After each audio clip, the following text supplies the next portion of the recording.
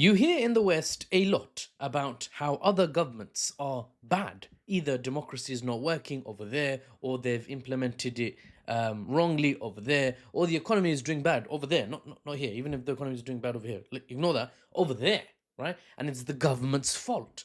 Or the head of state of that foreign nation looked at me funny, so he must be pretty sus. He needs to be overthrown. The people need to be liberated. You often hear the people of that foreign country need to be freed, liberated, unshackled. Well, take this narrative that so many Western nations have and continue to use, pretending to care for the peoples of other countries, but not caring for the governments that rule those people.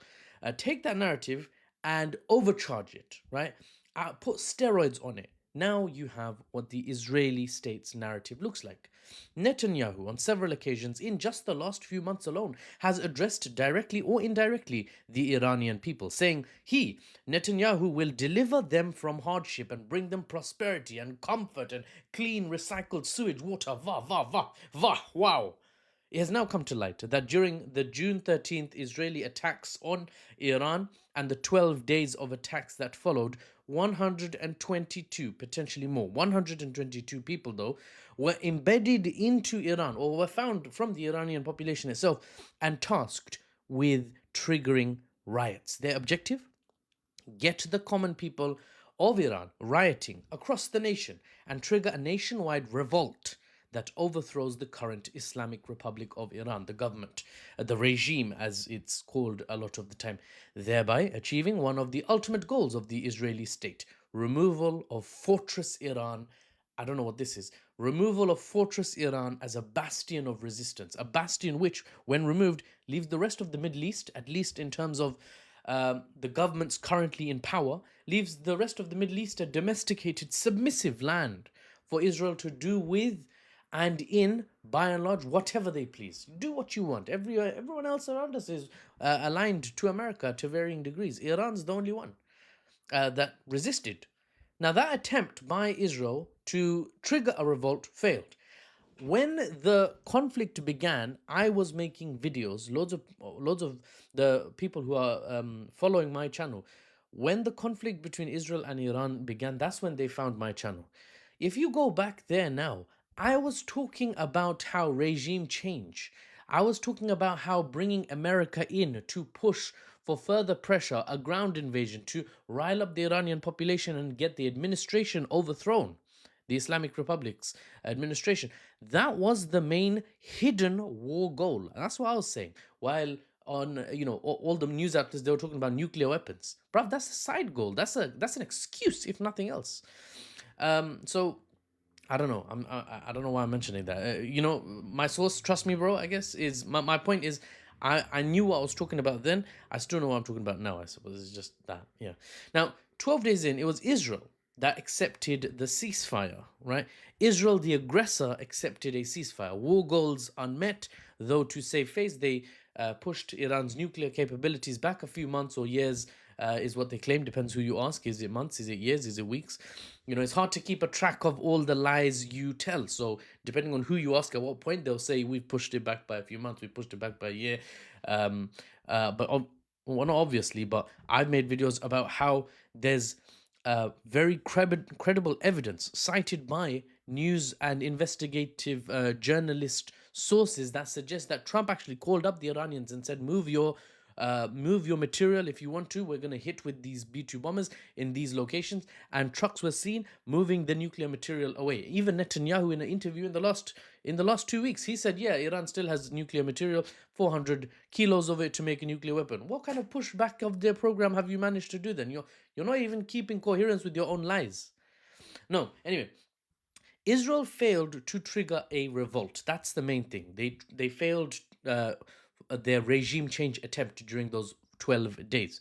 If anything, Iran's government has a firmer hold now than before June 13th because the government is on high alert. Dissenters have already been arrested. There's been serious crackdown. And it must be noted, millions of government-skeptical Iranians flipped.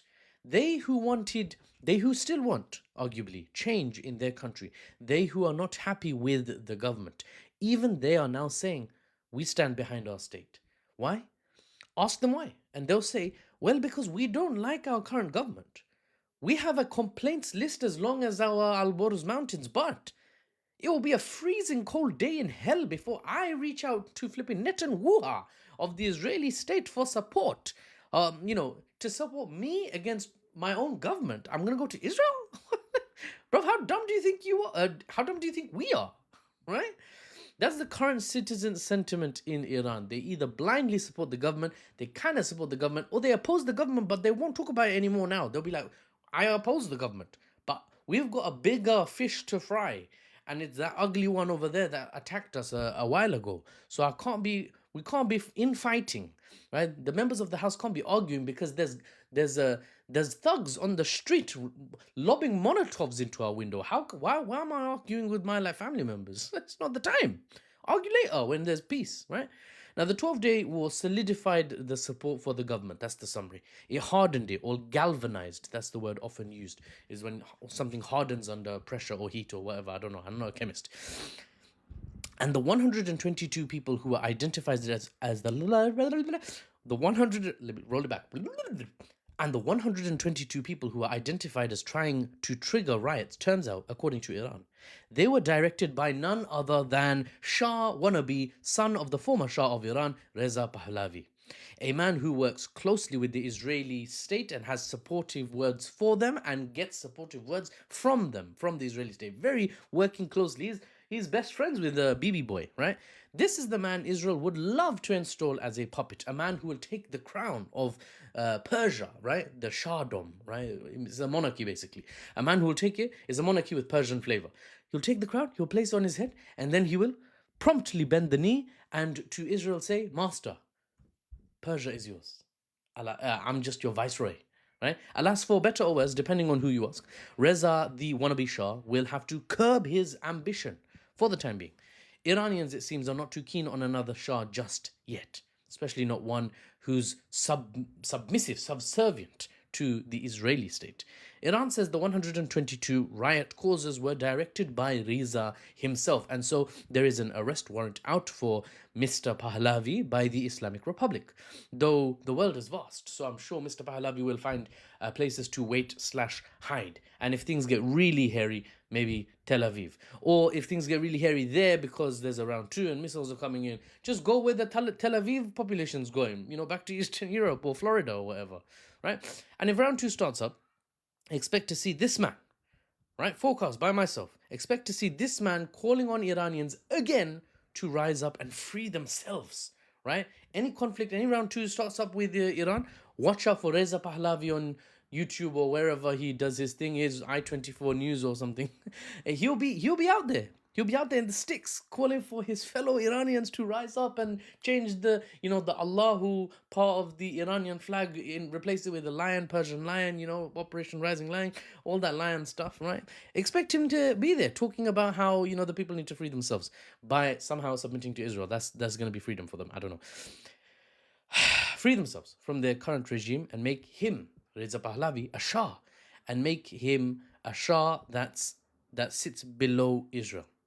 A king of kings, king of kings is, by the way, king of kings is a phrase that's used in Persian history a lot because of how, I think, was it the Sassanid Empire that basically you had a monarch who ruled over territories where there was other kings, and so he would sort of manage, he would have overpowering status right at the top, but there would be other kings of their own little kingdom, so he would be king of kings.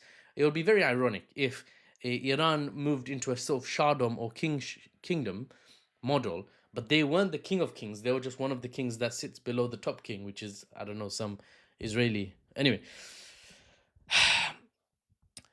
Reza Pahlavi, just to summarize, supposedly directed these 102 rioters so that they can revolt, or they can get the Iranian population by and large to revolt against the regime, and then Reza will be installed as Shah with Israeli support.